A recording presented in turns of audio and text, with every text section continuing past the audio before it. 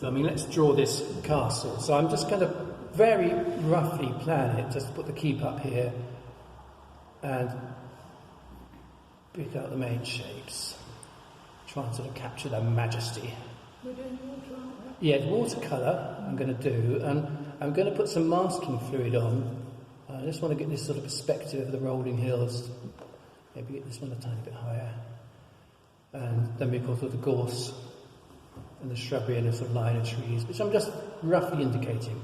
So I don't need to, I'll draw into it later with some of the features, but what I'm going to do is I've got a brush here which I've just soaked the end of my brush, and the idea is by soaping it I can put masking fluid on the highlights, the castle in particular, and that means I can do a very free wash for the sky as soon as this dries, which won't take long.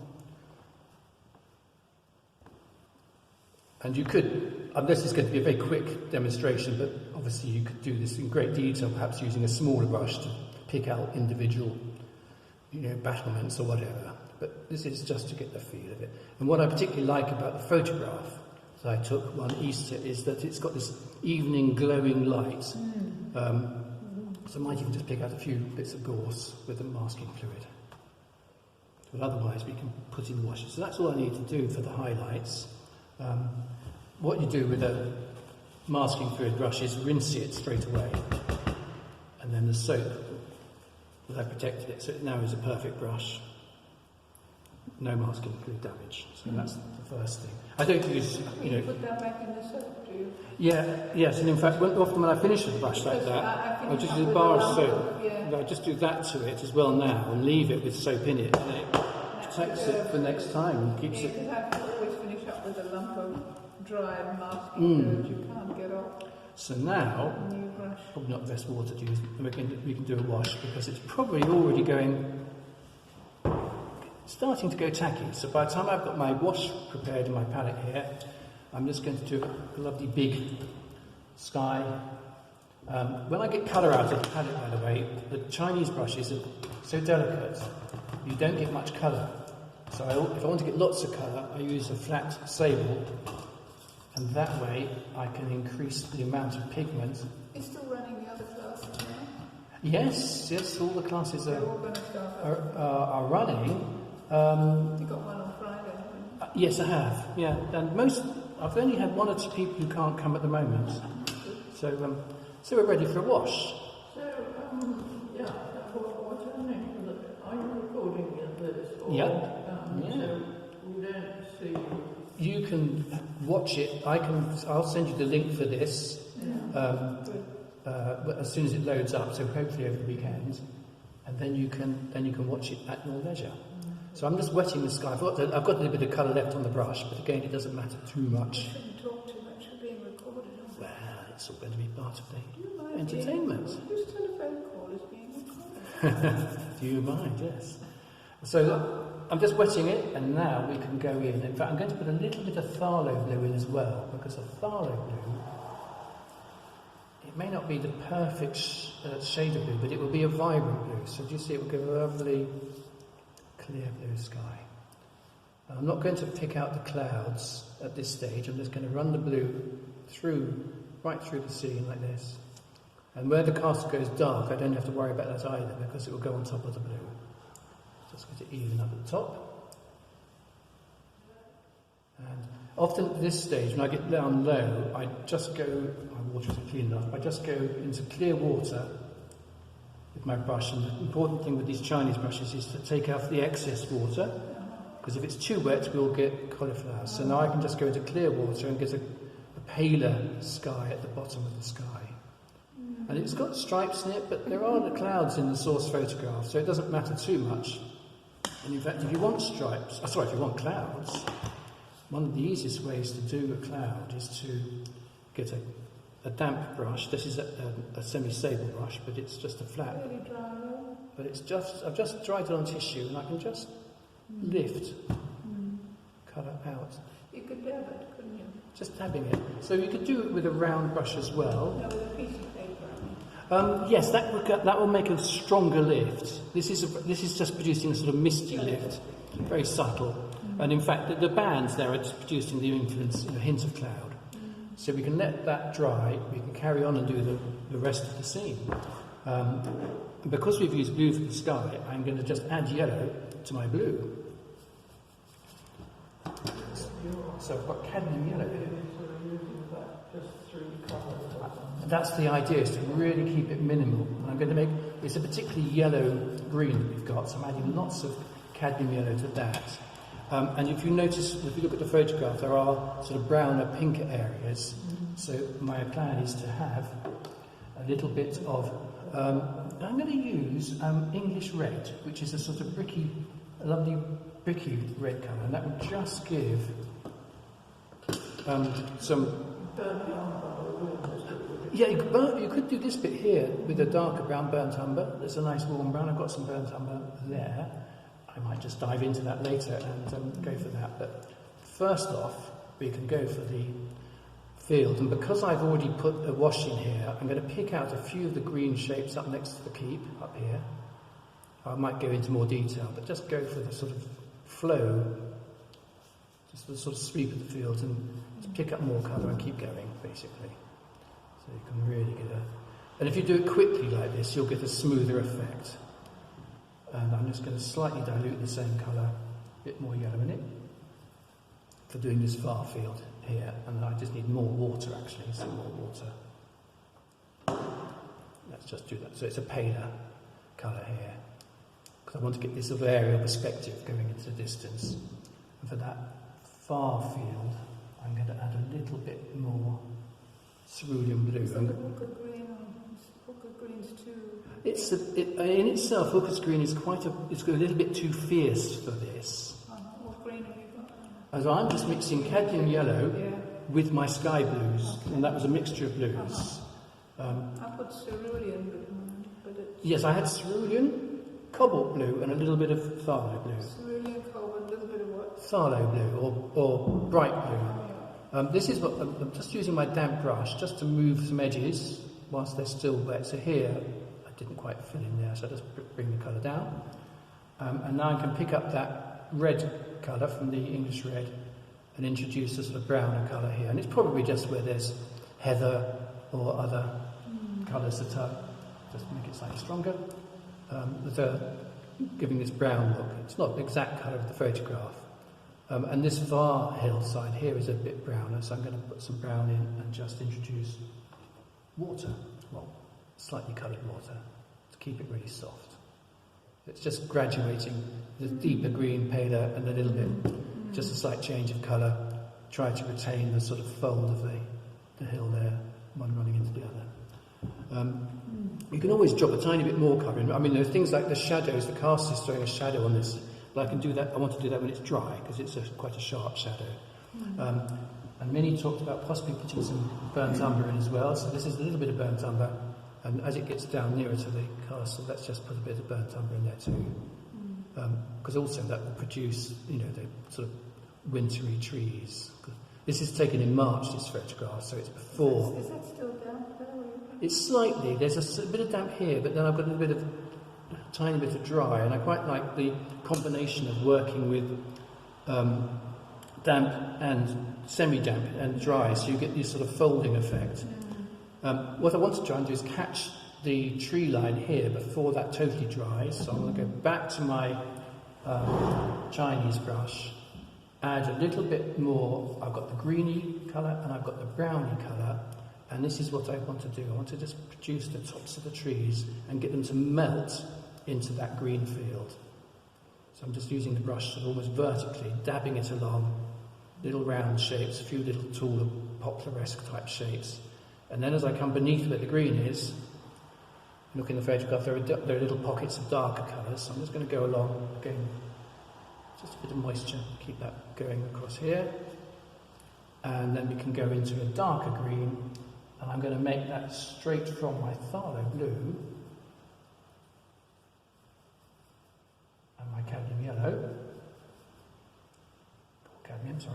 and then just add a little bit of brown. So I could add our English red, or I could add the burnt umber. I think just a bit of English red. So this is making a sort of shadowy green just to come in down here. amongst the trees. So I could just dab it overlap it basically. And that's dry there, isn't it? It's sort of dry, this bit's dry down here, so because I've got the harder edge of a field down here, what I'm going to try and do Well, is... that's what I have to avoid, isn't it? When it's dry paper. Well, what I'm going to do is I'm going to go back to that first colour, just beneath that, but not try to go too deep, just to sort of merge them. I might get a little bit of cauliflower in here, but it doesn't really matter, because it will look like a tree. It does, isn't it? Well, it matters in the wrong place, because I might even get it here, so it's just, good luck if you can get it to go in the right place. So just a few little spots of shadow in there whilst it's wet. And then we keep going. We've got shadow down here, and we've got the gorse. So what I'm going to try and do is put the shadow in here, which goes diagonally down to the bottom area, but leave the shape of the gorse just by using the dry edge. Yeah. And then I'll come back with that. So this is the shadow of the hill that I'm on, onto this one. Now I need to clean the brush up a bit. Get some more tissue. Not my mask, there we are, tissue. Do you want some paper? Oh no, I think I'm okay. I've got a bundle here, and I've got more in there. Probably okay. So now I can go back to my brighter green, which I'm just making to straight with the cyan blue and cadmium yellow to produce this lovely bright field in the foreground. Thank you, Chrissy. That's perfect. So let's put that there. So we've got and that's just done straight onto dry, but I'm hoping with the slope of the paper that it will just flow down there, and then before that dries, I might put in there's another tree there. So we can just see if there's any other areas where we want more of that green. There's some little strips of green. I've noticed there's a bit inside the castle up there. And that bit's got some green on it. I'll have to come back to that later. Because when this is dry, I can take that off and we can work into the castle.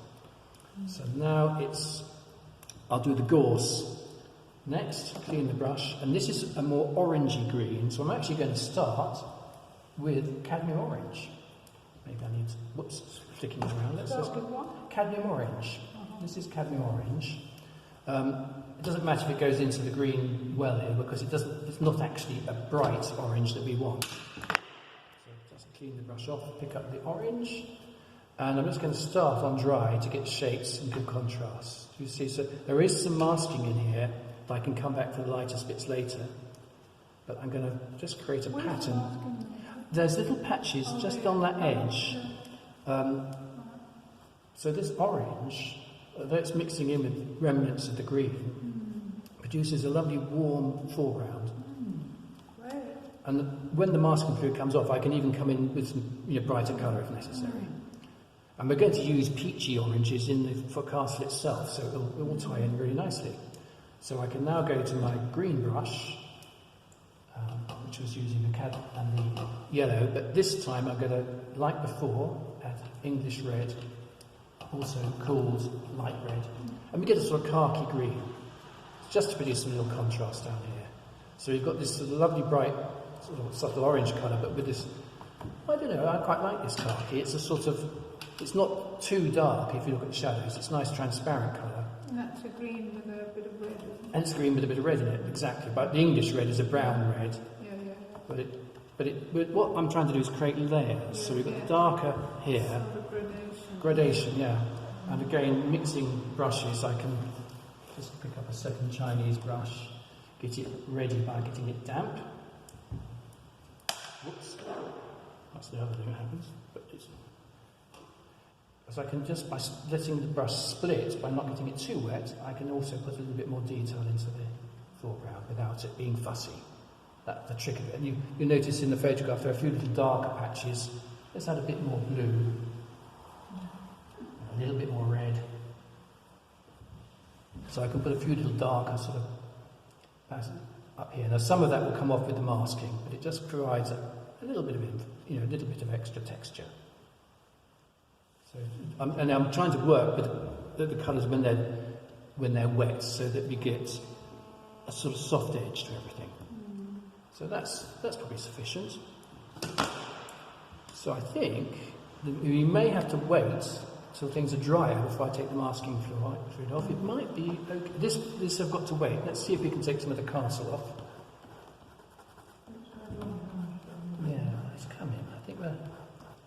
just think if that paper's bone dry, you can create a horrible black mark if you feel premature on this, but there's a bit there that's just being a bit resistant, so I might need a rubber on that. Oh, right, thank you, Minnie. Yes, so we can just get these. We've got back to white paper now, so it means that we can. That's probably enough for me to demonstrate the effect. I think this is the only bit on this. Thank you. Let's use a rubber on that. So if it doesn't quite come away the roll of the finger, you can use a soft rubber on the areas that you've masked, and you should be able to get it back nice and clean. I think that's got it. What I'm actually seeing is, because I did it very crudely, the paint's gone through some of the little gaps, which actually produces a nice rustic effect. So we can just work with that section for the moment. Clean up my brushes, and for the castle and buildings in general, I use flat brushes because then we can get those lovely sharp edges. And I'm seeing the colour on the keep here as a sort of pinky orange. So I'm actually adding a little bit of carmine to my orange. That's probably a bit too much, but I'm going to test this in a minute because the trick of this is to get this. So half colour that beige. Yeah, so what we're going to see, we can use this as a. See, that's quite strong, but if we water it right down, even a bit further, that's coming. We could put some yellow in it, but I think if I just get it into here, get it paler, I think we're going to. We get it something. What did you put in there? It's basically just cadmium orange with a little bit of carmine to pink it. Orange with carmine. So let's see what we're going to get. So we get this sort of warm. No, I could go a tiny bit more yellow. I'm going to risk it with a tiny bit of cadmium yellow into it. We want a sort of really glowing Cotswold stone colour, although it's Purbeck stone. Let's just see what we get. Yeah, that's coming up a little bit better. So I know that's cadmium. So cadmium yellow and cadmium yellow and orange, and orange, plus a tiny bit of a pinky red. So I've used carmine, but you could use See, I would have put crimson. some sort of ochre in that, but that would have spoiled it. Well, I want it to glow. I think an ochre would probably. It would ruin the colour. Yeah, I want a bit of a glow. So yeah, but that's where I go wrong on the colour. I'm always thinking I've got to put a bit of ochre in to get that sandy look. well, let's see if But it's not necessary. we can get a nice contrast. In the shadows, we've got not quite, but it's a sort of, to me, there's a hint of a purple. So if I make a shadow colour with the cobalt blue I used to start with, maybe a little of that carmine, you could use a crimson if you haven't got it. I don't want it to be a fierce purple colour, I just want it to be a shadowy purple. So what I can do is actually mix that with a little bit of my orange. And then we get a colour like this, which I think, I'm not sure if that's probably still a bit wet because there are thinner shadows in it, but the idea is just to produce a nice effect of the sort of contrast between these illuminated fortifications and the shadows, the strong shadows. That's a purple mauve you put in there. Yeah, so it's just producing a glow. If this dries off, I mean, I haven't got my hair dryer today, but if I dried it off a little bit, let's just see if it works. We can get the edge of this brush just to produce a nice little thin shadow down here. Some little, features like the windows. And there's sort of sharper, lines of the fortification. So it's all about producing sort of light and dark. And in a few areas I could even add, this is burnt umber, to my purple mixture. So I can go a little bit darker, like this, just maybe some of these windows, little hints of extra dark. You put here and those there. in normally last, wouldn't you? Yeah, so I'm probably doing it a little bit too early, but the sort of idea is, and then this is this sort of shadow up here, so it's just about creating a little bit of a drama. Good. So what I'll do is I'll stop that at this point,